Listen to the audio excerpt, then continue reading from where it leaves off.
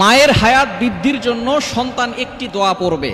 মা কিন্তু সবচেয়ে দামি। দুনিয়ার ভিতরে একজন মা তার সন্তানের জন্য কতটা কষ্ট করে, এটা কিন্তু অনেক সন্তান বড় হওয়ার পরে সেই মায়ের কষ্টের কথা ভুলে যায়। মায়ের কষ্টের কথা কখনো ভুলবেন না, বাবার কষ্টের কথা কখনো ভুলবেন না। এজন্য আল্লাহ তাআলা যেখানেই তার ইবাদতের কথা বলেছেন, পিতামাতার কথা জানিয়ে দিয়েছেন। পিতামাতার ইবাদত করতে হবে, পিতামাতার সাথে ভালো ব্যবহার করতে হবে। ইবাদত করার পরের কাজ হচ্ছে পিতামাতার সাথে সুন্দর ব্যবহার করা। আল্লাহ পাক রব্বুল আলামিন নিজে বলে দিয়েছেন, কোরআন খুলেন, আল্লাহ পাক রব্বুল আলামিন বলছেন 15 নম্বর পারা 3 নম্বর পৃষ্ঠা 6, 7, 8, 9 নম্বর লাইনগুলোতে সূরা বানী ইসরাঈলের 23, 24, 23 এবং 24 নম্বর আয়াতে আল্লাহ পাক রব্বুল আলামিন জানিয়ে দিয়েছেন, ওয়া ক্বাদা রাব্বুকা আল্লা তা'বুদু ইল্লা ইয়্যা ওয়া বিল ওয়ালিদাইনি ইহসানা। আল্লাহ বলছেন, আমি আল্লাহ তাআলা অর্ডার করে দিয়েছি, ফয়সালা করে দিয়েছি, ইবাদত হবে আমি আল্লাহর।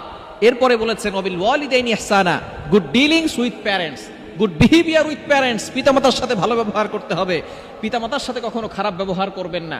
সুতরাং আমরা সকলেই চাই মায়ের হায়াত যাতে করে বৃদ্ধি হয়। কেননা মা যদি সন্তানের জন্য দোয়া করে, বুলেট মিস হতে পারে, মিসাইল মিস হতে পারে, কিন্তু মায়ের দোয়া কখনো মিস হতে পারে না।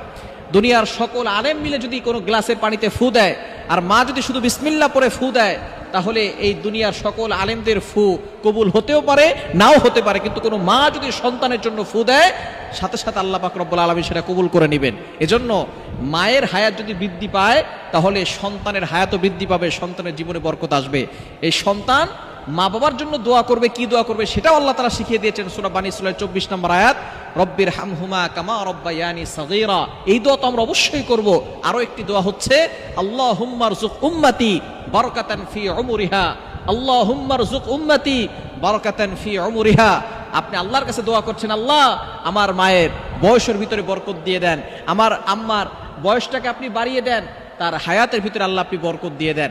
এই দোয়া যখন আপনি করবেন, মায়ের দোয়া যেমন আল্লাহ পাক রব্বুল আলামিন কবুল করেন, কোন সন্তান যদি তার মায়ের জন্য দোয়া করে, সেই দোয়া আল্লাহ তাআলা কবুল করে নেন। সুতরাং মায়ের হায়াত বৃদ্ধি করার জন্য এই দোয়াটা বেশি বেশি পড়বেন, আল্লাহুম্মা রযুক উম্মতি বারাকাতান ফি উমরিহা।